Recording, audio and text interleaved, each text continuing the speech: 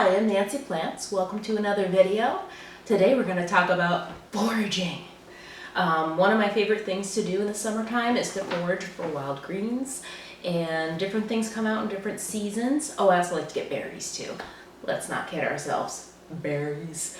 And last night I went for a walk and I found two really nice collections of greens. So I wanted to show you what I harvested and kind of give you a few tips and tricks to foraging. So first of all, I live in Connecticut, so the greens that I'm going to be harvesting in my area of New England might be different than what you're going to be finding where you live. So if you do harvest wild greens or forage for things in your area, comment down below and talk about it. You know, say where you live and say what kind of things you forage, because it's kind of cool, and I think foraging is something that's a little bit of a lost art.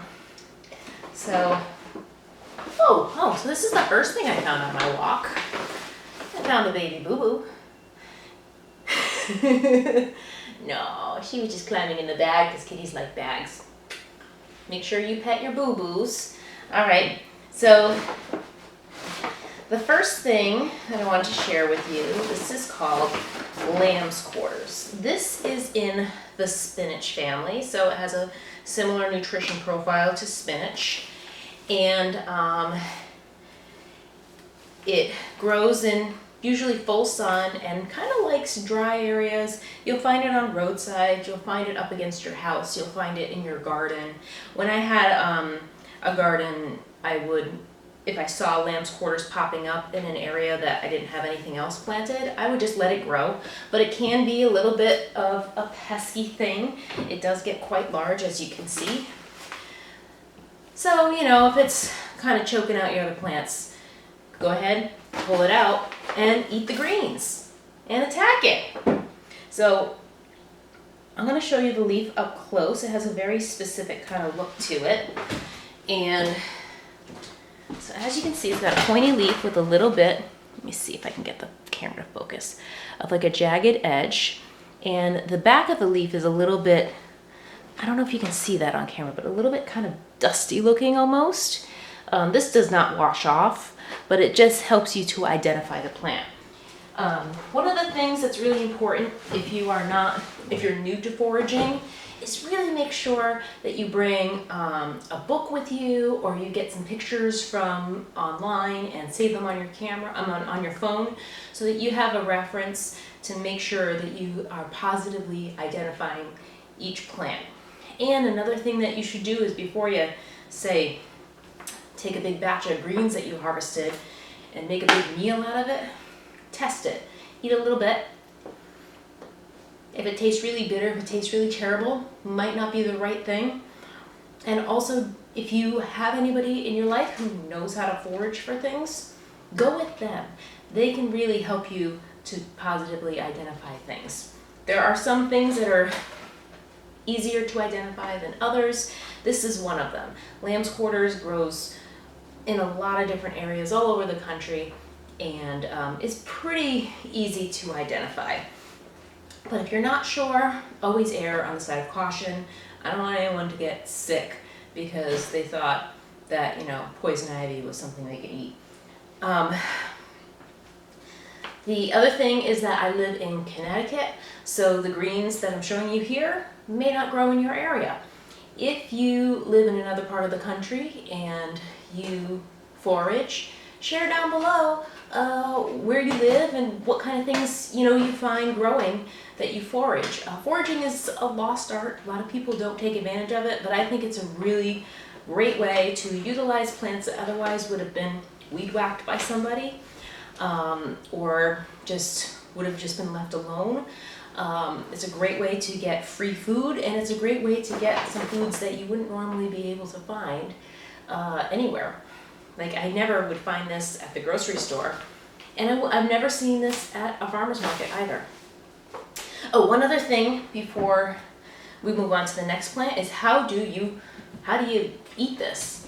Well, what you do is you basically, I like to sit down with a little bowl, and I just pick off the leaves and put them into a bowl, and then I wash them. The stems aren't really edible, and then also the leaves, you'll find Some of them might be chewed upon by bugs, might have aphids on them. So I just will go through each stem, pick off all the leaves that look good, put them into a bowl, and the rest of it I'll just throw into the compost.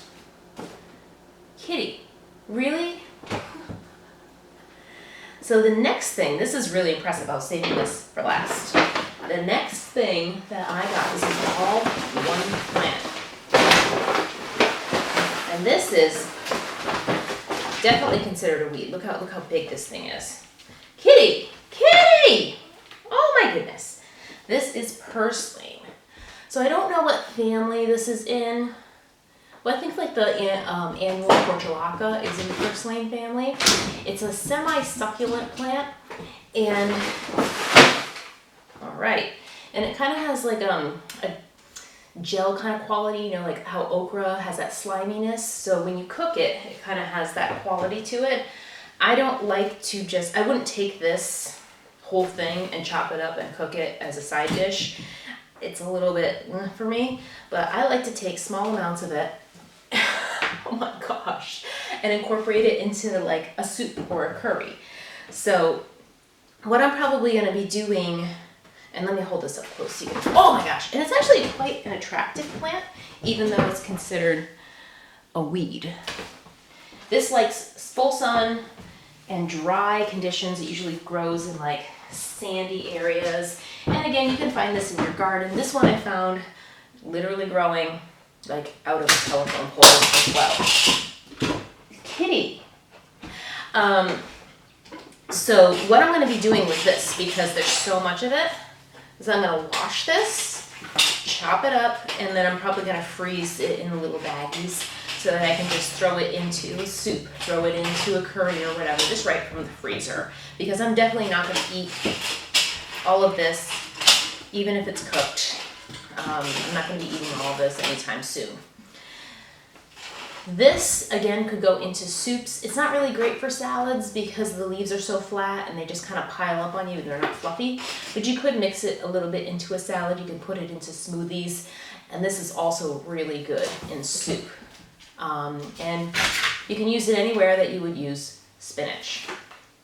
This, I don't really know what to compare it to as far as flavor goes. And again, I don't really think it's the most delicious thing, but it is healthy greens that you know, you can sneak into your diet. And I always like to put greens in just about everything, just so that I know that I'm getting the vitamins from it. So, I swear to God, this cat. Kitty. So anyways, ow. Foraging is a great way for you to get some free produce. It gets you out there walking, gets you out there appreciating nature, gets you out there doing stuff. Ooh. And geez, Kitty. And that's about it. Thank you so much for watching.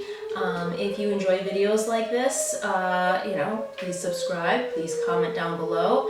If you want to see more of Kitty, I don't think there's really any option. She's just going to be in all my videos from now on. And you know, look at her. Look at her.